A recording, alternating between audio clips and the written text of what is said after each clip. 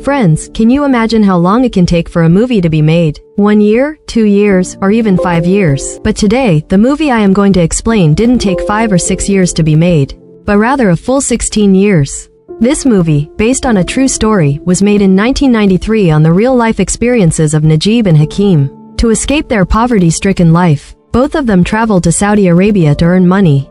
However, what happens to them is something they had never even imagined in their dreams. At the beginning of the story, we see two brothers, Najib and Hakim, arriving at the airport in Saudi Arabia. They had come to work and earn a living, but their employer never shows up to receive them. As the evening passes, a man approaches them, asks for their passports, and takes them with him. Najib asks the man for water, but he refuses and orders them to sit in the back of the car. After a long journey, they reach a desert area, and by then, it is night. Najib and Hakim get extremely worried upon seeing the desert because they had come expecting to work in a company. Hakim tries to communicate since he knows both English and Hindi, while Najib only speaks Malayalam. However, the man separates them, sending Hakim to another Arab sheikh and taking Najib with him. Hakim pleads not to be separated, and Najib tries to stop them, but the man beats him badly and forces him into the car. During the journey, the man stops the car and orders Najib to get down. He hands Najib over to another man and then leaves. The new man instructs Najib to sleep, but he is confused and feels completely alone in this foreign land. Just then, he notices an old man speaking in Hindi, but since Najib doesn't understand Hindi, he struggles to communicate. He gestures to the old man for water, and the man points to a water tank, indicating that he should drink from there. Najib had not had water for many hours, and in the desert, strong winds are blowing. Shivering from the cold, he enters a tent to sleep. However, a man who was already sleeping inside wakes up, kicks Najib, and angrily asks how he dared to sleep inside the tent with him. He forces Najib to sleep outside. The next morning, Najib wakes up and sees the old man milking goats. The old man calls him over, hands him some milk, and tells him to give it to the boss. Thinking the milk is for him, Najib drinks it, but the old man snatches it away and gestures that it is meant for the boss. Najib takes the milk to his boss, who then orders him to go outside and learn how to milk the goats. Falling at his feet, Najib pleads that he did not come here to do this work. He came to work in a company, but the man does not understand him and throws him out of the tent. Just then, the same man who had brought Najib there arrives. Najib desperately hands over his documents and the contact details of the company where he was supposed to work, but the man tears up the documents right in front of him. Seeing this, Najib breaks down in tears, feeling completely helpless.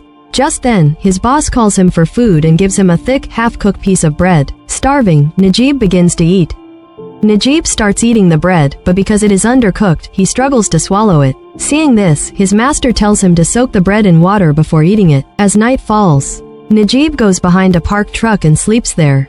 The next morning, as Najib heads to the bathroom, a man arrives, snatches his water, and warns him that water is very expensive. Soon after, a water tanker arrives to fill the storage tank.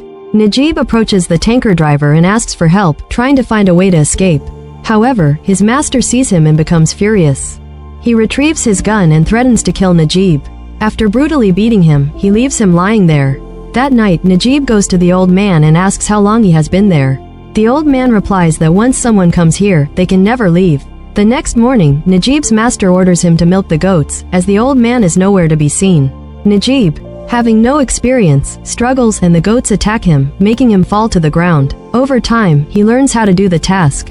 One day, while working, he catches a glimpse of his face in a car window. Seeing how much his appearance has changed, he becomes disheartened.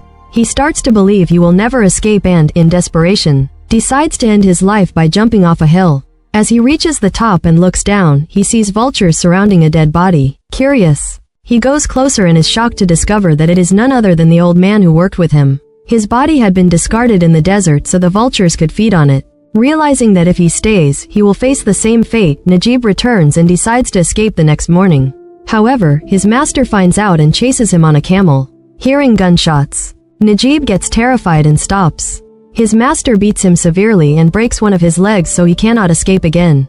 As night falls, Najib, struggling, finally manages to free his hands and drink some water. A long time passes and we see that Najib has been enduring this for years. One day, while herding sheep in the desert, it suddenly starts raining. Najib takes shelter in a cave with the goats. After some time, he hears a voice and steps out. In the distance, he sees a man and is shocked to recognize him. It is his brother, Hakim. The two brothers embrace and cry, unable to believe they are seeing each other after so many years of slavery. Hakim tells Najib that he has been forced to work in different places and has suffered immense torture. Just then, a vehicle arrives and Hakim quickly says, "My master is here." He leaves immediately. The next morning, as Najib is guiding the camels, Hakim arrives secretly and hands him a letter before leaving. Najib reads it. It says that at Hakim's workplace, there is a man named Ibrahim who knows all the routes and is willing to help them escape. With his help, they can finally run away.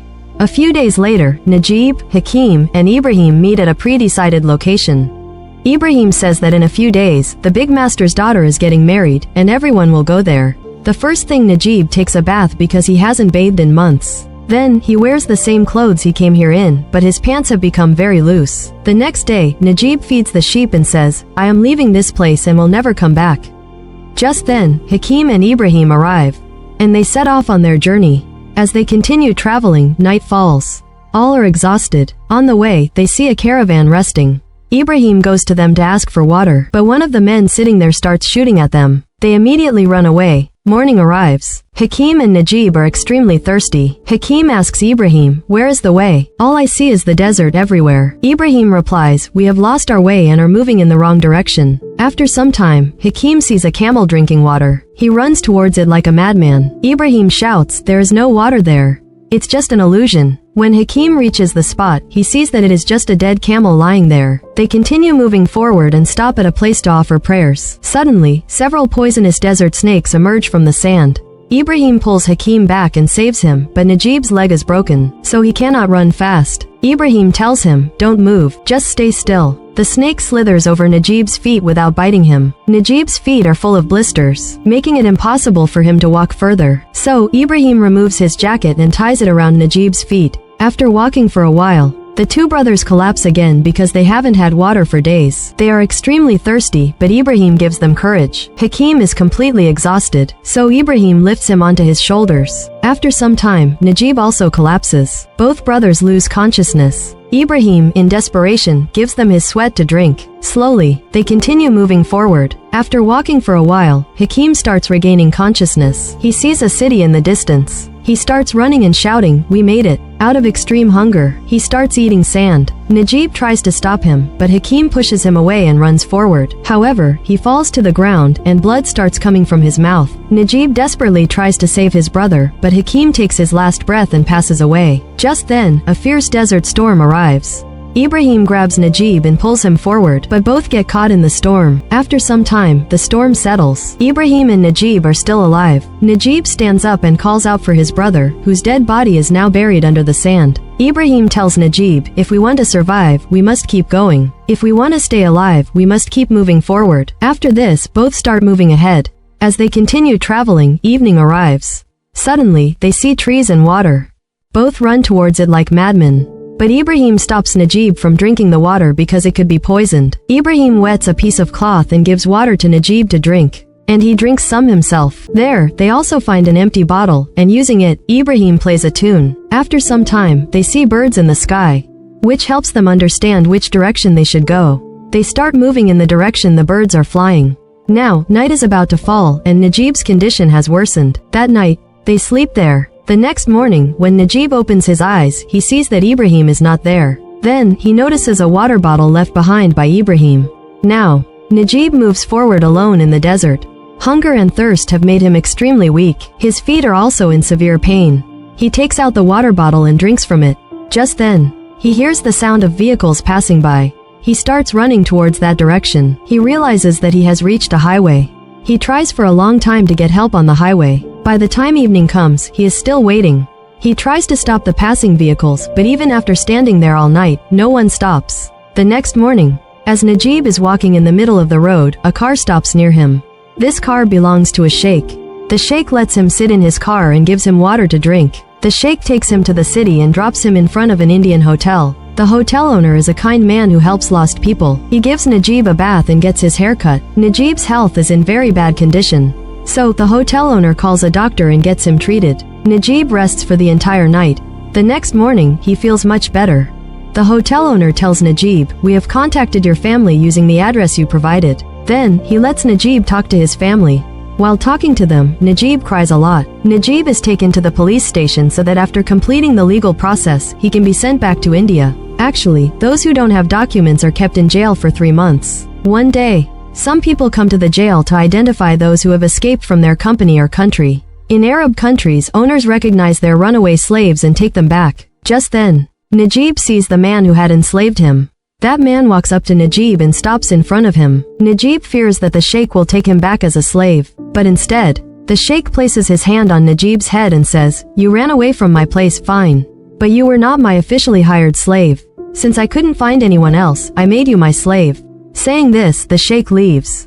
Najib is still scared. Just then, a man standing nearby tells him, "He didn't sponsor you, that's why he left. But you came here on the wrong visa," in his system. In the next scene, we see Najib walking towards an airplane. He says, "When someone goes abroad, they bring gifts for their family. But for my wife and my son, all I have left to give is my life." With these lines, the movie comes to an end.